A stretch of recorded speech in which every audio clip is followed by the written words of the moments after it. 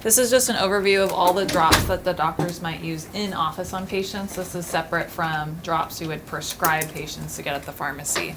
So these are just all the drops that we have here.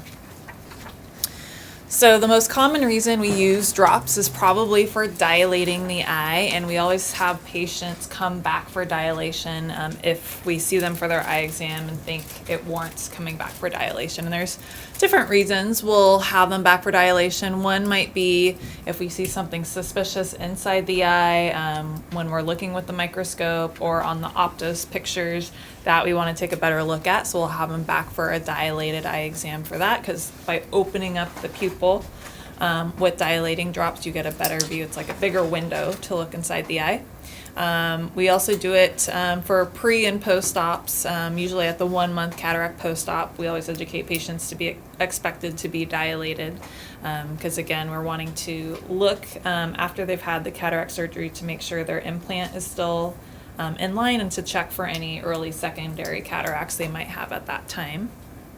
After YAG surgery, anytime someone says they have flashes and floaters, when they say that over the phone, we should always be telling them you might be dilated at this examination, so we can better assess if there's a potential cause inside the retina that's causing that. So those are probably the most common reasons.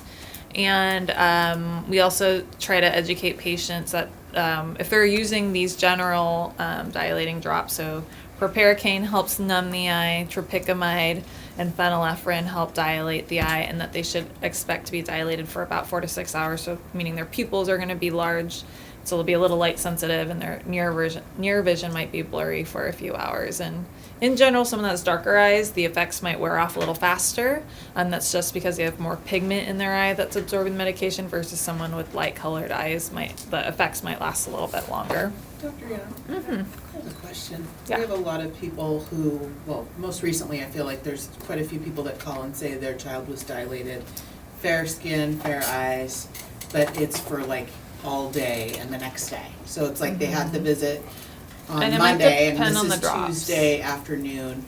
Yeah. Do we always refer that to a doctor, or is there a general?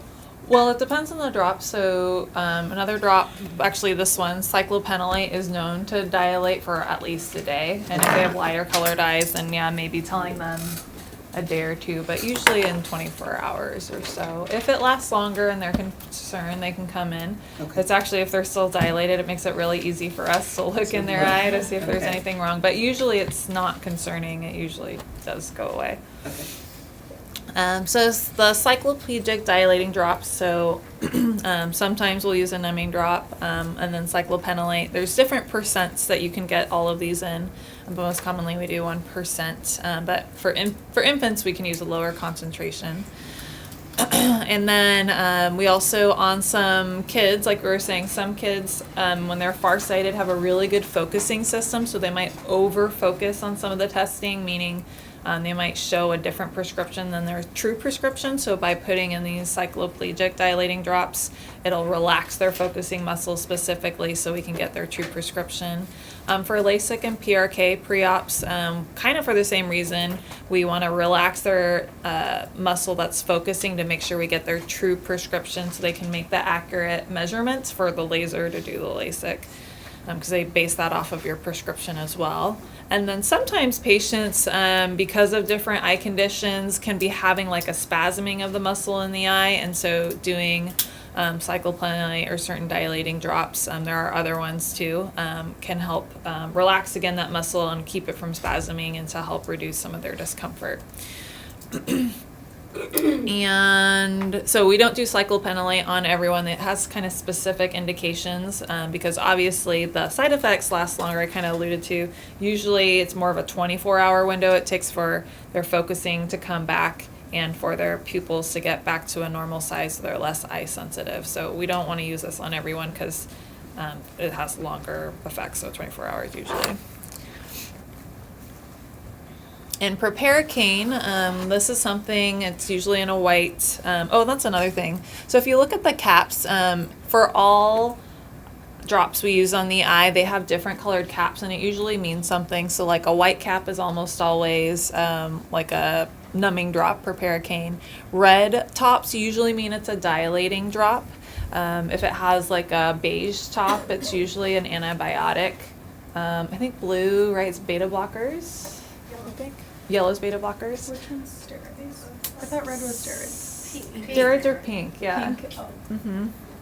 Pink or white. Yeah, so sometimes there's some variation, but in general, there's a reason why we have different colors. So Prepare Cane usually has a white cap, and this just does a very short numbing. It starts within 30 seconds of putting in the drop, and then the numbing sensation lasts for usually 10 or 15 minutes. So a lot of times, if we need to get kids more comfortable when we're first fitting them in sleep shaping lenses, we'll put numbing drops in so we can put in a lens and get accurate measurements to make sure we're giving them the best lens possible. If someone's scratched their eye or had something in their eye that maybe caused irritation to the cornea and they're in a lot of pain because, again, there's a lot of nerves in the cornea. It's really densely packed with nerves. So sometimes they can't even open their eyes, so we'll put in a numbing drop to be able to even look at their eyes under the microscope. And then whenever we do what's called Goldman applanation tonometry, so that's a specific type of way we can take an eye pressure, and it's in room 1, and I think there's one in room 4 or 5 too. But it's that blue probe that's on there that we can measure eye pressure with as well, and so we'll numb the eye so that way patients can keep their eye open. There's also a material called Gonac, and it's essentially like a really thick artificial tear. It's like this really thick gel, and that just keeps the patient eyes comfortable when you put on the gonioscopy lens that Dr. Shen was talking about. And that's what the lens kind of looks like on the eye, and there's different lenses that we use, but that just keeps the patient more comfortable, and usually put Prepare Cane on too to keep the patient's eye open. It's also good to recommend after we've dilated a patient, to give them some sort of disposable sunglasses, especially if they don't have anything. Even though it's really overcast in Washington, it doesn't mean that, there's still UV and it's still bright out there. And so even if patients are like, oh no, it's overcast, I still try to give them these because you never know. I mean, you would hate for them to get in the car and realize halfway that they were really uncomfortable driving or something being outside. So it's always good to give them these. Even if they have sunglasses, they can even double up and put these with the sunglasses just to give them as much comfort as they can while their eyes are dilated. Do we have those in the office? Because I've never seen them. We do. We have them in both offices. I think they're usually at the front desk in both There's offices. some at the front desk, there's some in the lab, and then we Yeah. also have them in Seattle. Yeah, and there's different kinds. So these ones obviously are standalone, but you could still wear these over or under glasses. And then these specifically are designed, they don't have temples on them, so you can just slip them behind your glasses. And that's it.